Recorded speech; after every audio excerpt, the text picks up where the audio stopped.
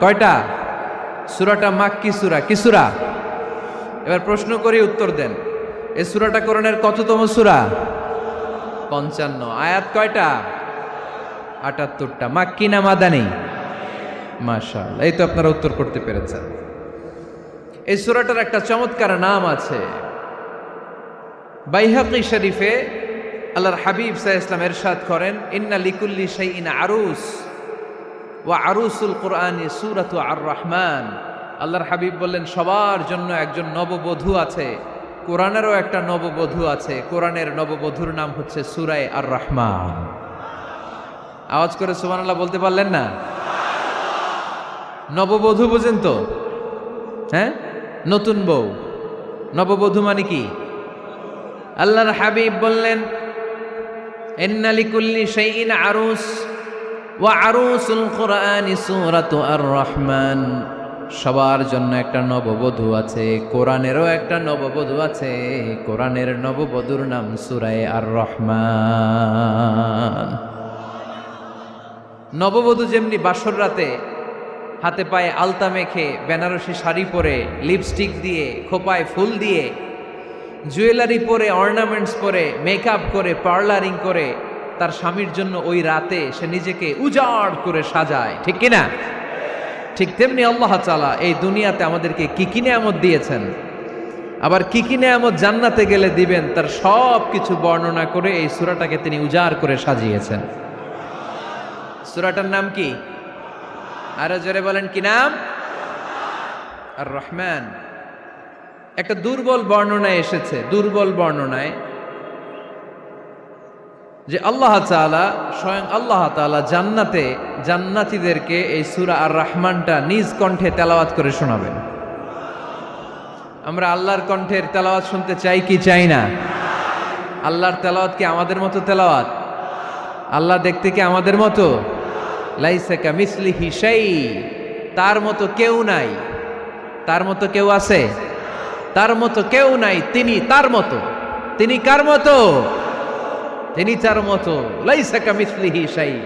জান্নাতীরা যখন জান্নাতে ঢুকবে, আল্লাহ তাআলা প্রশ্ন করবেন, ও জান্নাতীরা, এই কোরআনে যত নাজ নেয়ামতের বর্ণনা দিয়েছিলাম তার সবগুলো কি তোমরা পাই টু পাই বুঝে পেয়েছো?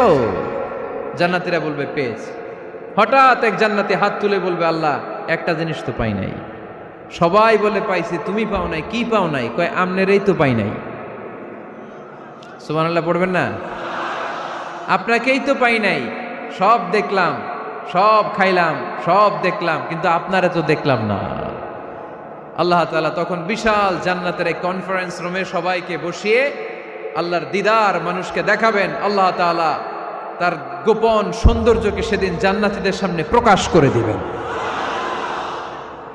আল্লাহর হাবিব বসবেন ওই কনফারেন্স রুমে সবার সামনে। আল্লাহর হাবিবের পেছনে বসবে অন্যান্য নবীরা, তারপরে সোহাদা, সালেহীন, আউলিয়া সবাই বসবে ওই জান্নাতের কনফারেন্স রুমে। আমরাও যেন বসার জায়গায় পাই, আল্লাহ তুমি তৌফিক দিয়ে দিও। আল্লাহ তাআলা অনেকগুলো নূরের পর্দার পেছন থেকে নূরের ঝলকানি মারবেন। ওই ঝলকানি এক মুহূর্তের জন্য দিবেন। এক মুহূর্ত। কয় মুহূর্ত? 70,000 নূরের পর্দার কথা বলা হয়, এই বর্ণনাটাও দুর্বল। পর্দা আছে কিন্তু কয় হাজার জানে কে? আল্লাহ। ওই পর্দা সরিয়ে আল্লাহ তাআলা সৌন্দর্যের বা নূরের ঝলকানির এক আলোকচ্ছটা জান্নাতীদের সামনে তুলে ধরবেন এক মুহূর্তের জন্য। কয় মুহূর্ত? আলোকচ্ছটা দিয়েই আবার নাই, আবার সরায় ফেলবেন।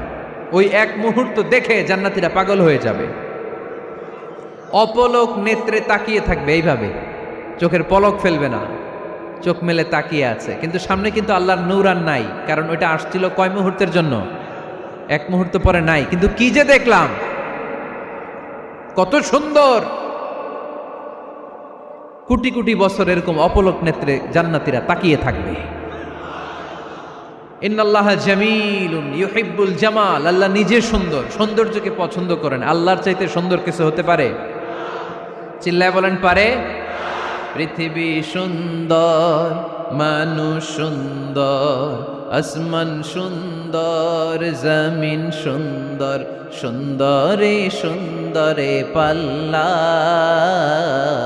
জানি না কত সুন্দর তুমি আল্লাহ, জানি না কত সুন্দর তুমি আল্লাহ। সুবহানাল্লাহ পড়েন।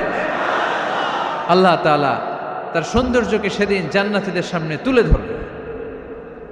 এই সূরাটা নাজিলের একটা ব্যাকগ্রাউন্ড আছে। আল্লাহর হাবিব সাল্লাল্লাহু আলাইহি সাল্লাম মক্কার জমিনে কাফিরদেরকে দাওয়াত দিতে লাগলেন, আল্লাহর ইবাদত করো, আল্লাহর জিকির করো, আল্লাহর প্রশংসা করো। এরকম দাওয়াত দিতে দিতে কিছুদিন পরে বিষ্ণু ইসলাম বলতে শুরু করলেন, রহমানের ইবাদত করো, রহমানের জিকির করো, রহমানের পায়ে সেজদায় লুটিয়ে পড়ো। তখন কাফেররা প্রশ্ন শুরু করে দিল, মুহাম্মদ এতদিন বলতা আল্লাহ, এখন কইতেছো রহমানের কথা, আসলে কোনটা? আল্লাহরে তো আমরা চিনি, রহমানরে তো আমরা চিনি না।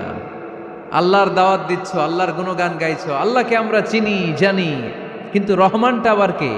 সে আবার কবে আসলো, কোত্থেকে আসলো, কবে থেকে আছে, কতদিন থাকবে? রহমানরে তো আমরা চিনি না। ওরা রহমান চিনে না। এজন্য আল্লাহ তাআলা রহমানকে চিনায় দেওয়ার জন্য আর রহমান নামে একটা সূরা নাজিল করে দিলেন।